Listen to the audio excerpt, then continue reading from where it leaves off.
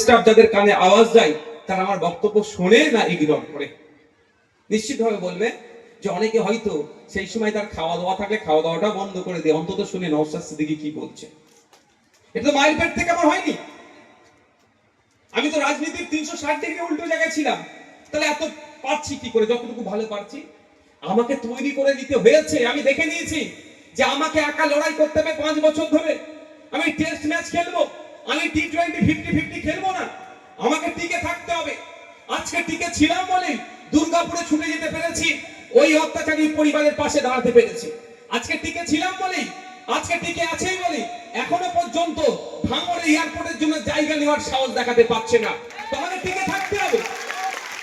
আমি আমার বাড়ি গাড়ি অভাব আছে নাকি? আমার অভাব আছে?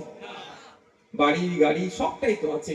আমার যা ইচ্ছা যায় আমার বড় ভাইজান আছে, যা ইচ্ছা যায় আমি আমার বড় ভাইজানকে বলি আমার গাড়ি লাগবে, এই লাগবে, সেই লাগবে। আমার বড় ভাইজান সাথে সাথে মানে বলা শেষ হয়নি আমাকে হাজির করে দেয়। আর কি লাগবে আমার জন্য?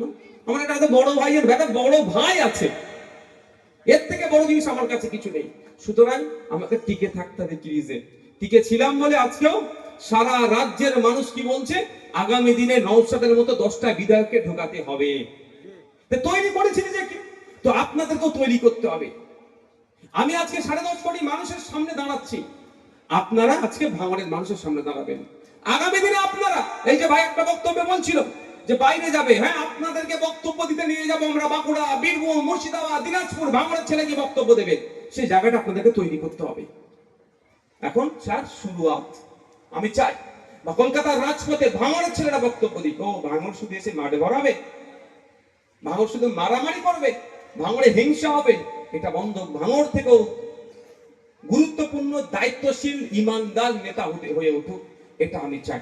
সেজন্য বারবার আপনাদেরকে আমি বলি কি যে আপনাদেরকে ঠান্ডা মাথায় চলতে হবে, ধৈর্য ধরতে হবে, দায়িত্বশীল হয়ে উঠতে হবে। ধৈর্য ছাড়া কামিয়াব হতে আপনি পারবেন না। পৃথিবীর ইতিহাসে দেখুন বিপ্লব একদিনে সংগঠিত হয়নি, ন্যায় একদিনে প্রতিষ্ঠিত হয়নি। এখানে যারা আছেন ম্যাক্সিমাম বলুন তো শ্রমজীবী মানুষ তো নাকি? দিন আনে দিন খান।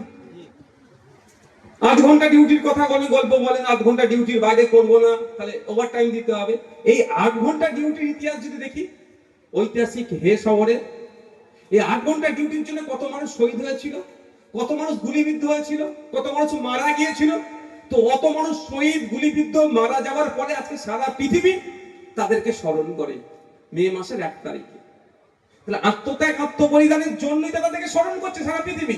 তো আমাদের তো অন্তত পিঠটা পেতে দিন, মারতে হবে না। মার খান, মারতে এসছে ভাই মেরে নে, ছুটে পালাবেন না। ছুটে পালালে বেশি মার খেতে হয়। দাঁড়িয়ে থাকবেন, মারছিস মেরে নে। কারণ দিন সবার সমান যাইবে না। আজকে যিনি নিচেতে আছেন কালকে তিনি সময়ের কালে, সময়ের সাথে সাথে যুগের তালে তাল মিলিয়ে সে নিচে থেকে কালকে উপরে উঠবে। আজকে যিনি উপরে আছেন তাকে নিচেতে নামতেই হবে হবে হবে। এবার যিনি নিচে থেকে স্যাক্রিফাইস করে উপরে উঠেছেন সে উপরে উঠে গিয়ে কতটা মানসিক কতটা অমানসিক আচরণ করছে, তিনি যখন নিচে নামবে তার জাস্টিফাই তখন হবে। অর্থাৎ এক মাগে শীত যায় না।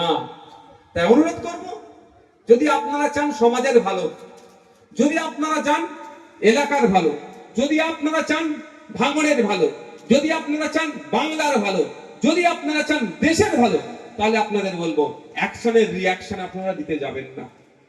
আপনারা ধৈর্য ধরুন। কারণ একটা কথা তো এটাকে কি অস্বীকার করতে পারবেন যে রাত যত গভীর হয় সকাল তত তাড়াতাড়ি হয়। যত অত্যাচার বাড়ছে এটা আপনাকে বুঝতে হবে।